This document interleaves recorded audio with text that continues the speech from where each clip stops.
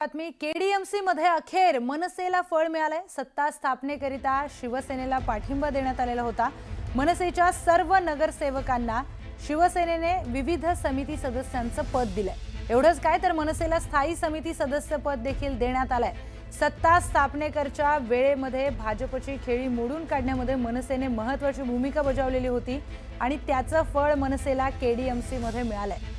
KDMC मध्ये मनसेने शिंदेंच्या शिवसेनेला आपला पाठिंबा दर्शवलेला होता आणि त्यानंतर आता ही मोठी बातमी समोर आली आहे। सत्ता स्थापनेकरिता दिलेला जो पाठिंबा आहे त्याचं फळ मनसेला मिळालेलं आहे। मनसेच्या सगळ्या नगरसेवकांना विविध समिती सदस्यांचं पद मिळालंय। इतकंच काय तर मनसेच्या स्थायी समिती सदस्य पद देखील मनसेला देण्यात आलंय।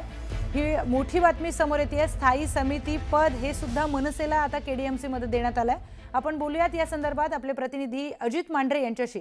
अजित, जेव्हा मनसेने शिंदेंच्या शिवसेनेला साथ दिलेली होती तेव्हा बरीच टीका टिप्पणी झाली, पण आता आपण बघतोय की इतकं मोठं पद मनसेला देण्यात आलंय। दोन गोष्टी याच्यामध्ये आहेत। पहिलं म्हणजे मुंबई महानगरपालिका निवडणुकीमध्ये मनसे आणि उद्धव बाळासाहेब ठाकरे शिवसेना दोघांनी एकत्रित मिळून निवडून लढवली होती। त्या ठिकाणी त्यांना स्वीकृत नगरसेवक किंवा इतर समितीमध्ये पद मिळेल का यावरून मनसेच्या अनेक पदाधिकाऱ्यांनी खोचक टीका देखील केल्या होत्या। खोट्या मनाच्या लोकांकडून स्वीकृत पद मागायचं का, स्वीकृत पद त्यांना सुटेल का, अशा वेळीचं ट्विट असेल किंवा स्टेटस ठेवणं देखील अनेक शिवसेनेच्या नेत्यांनी केलं होतं। त्याच्या उलट कल्याणमुली महानगरपालिकेमध्ये घडलेलं आहे। सत्ता स्थापनेकरता कल्याणमुली महानगरपालिकेमध्ये भाजपनं शेवटच्या क्षणी जी खेळी खेळली होती ती खेळी मोडून काढण्याकरता मनसेनं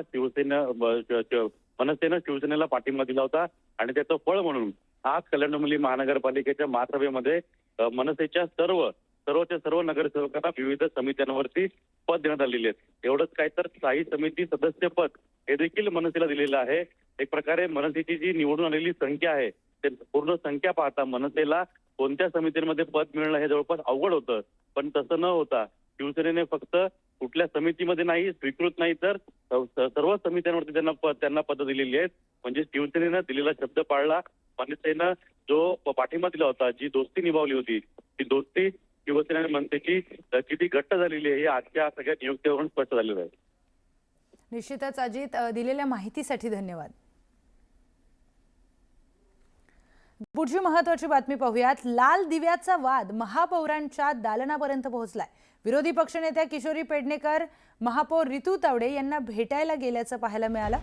महापौर रितू तावडे आणि विरोधी पक्षनेत्या किशोरी पेडणेकर यांच्यामध्ये 15 मिनिटांपासून चर्चा सुरू झाली आहे। सुरक्षेच्या मुद्द्यावरून मुंबई महापालिकेमध्ये रितू तावडे विरुद्ध किशोरी पेडणेकर यांच्यामध्ये लेटर वॉर सुरू झालाय। पालिका प्रशासनास पत्र लिहून किशोरी पेडणेकर यांनी 2 सुरक्षा रक्षकांची मागणी केली आहे, तर आता या दोघींमध्ये 15 मिनिटांपासून चर्चा सुरू झाली आहे।